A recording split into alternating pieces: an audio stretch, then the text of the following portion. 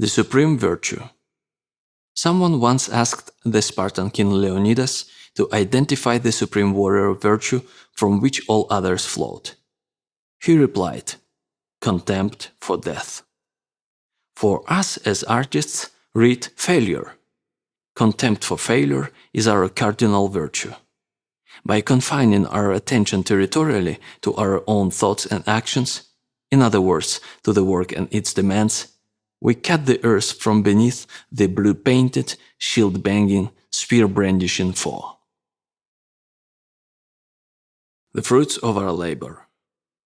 When Krishna instructed Arjuna that we have a right to our labor but not to the fruits of our labor, he was counseling the warrior to act territorially, not hierarchically. We must do our work for its own sake, not for fortune or attention or applause. Then there's the third way proffered by the Lord of Discipline, which is beyond both hierarchy and territory. That is, to do the work and give it to Him.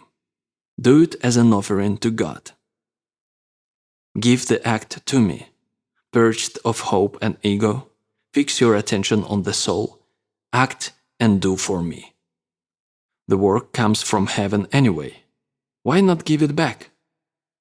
To labor in this way, the Bhagavad Gita tells us, is a form of meditation and a supreme species of spiritual devotion. It also, I believe, conforms most closely to higher reality. In fact, we are servants of the mystery. We were put here on earth to act as agents of the infinite, to bring into existence that which is not yet, but which will be, through us.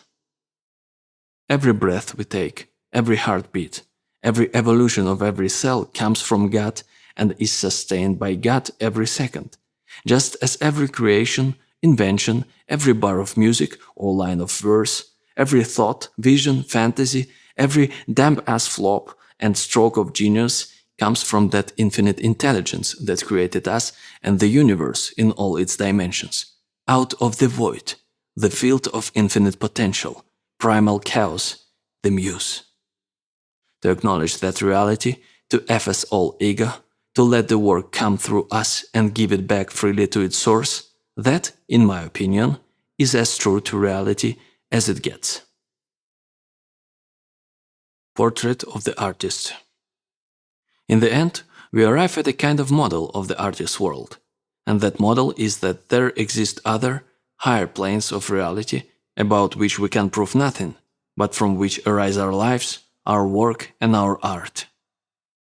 These spheres are trying to communicate with ours. When Blake said, "Eternity is in love with the creations of time," he was referring to those planes of pure potential, which are timeless, placeless, spaceless, but which long to bring their visions into being here, in this time-bound, space-defined world. The artist is the servant of that intention, those angels, that muse.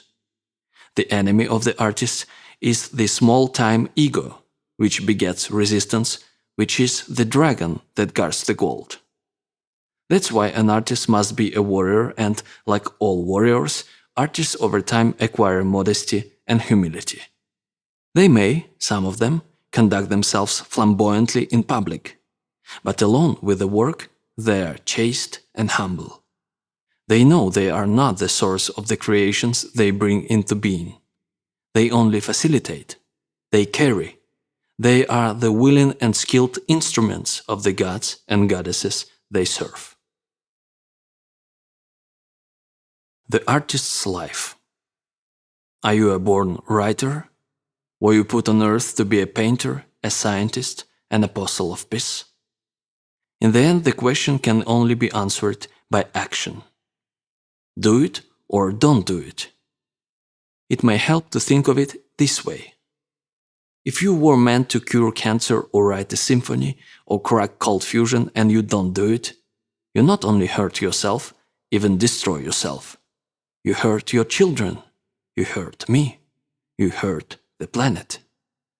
You shame the angels who watch over you, and you spite the Almighty who created you and only you with your unique gifts, for the sole purpose of nudging the human race 1 millimeter farther along its path back to God.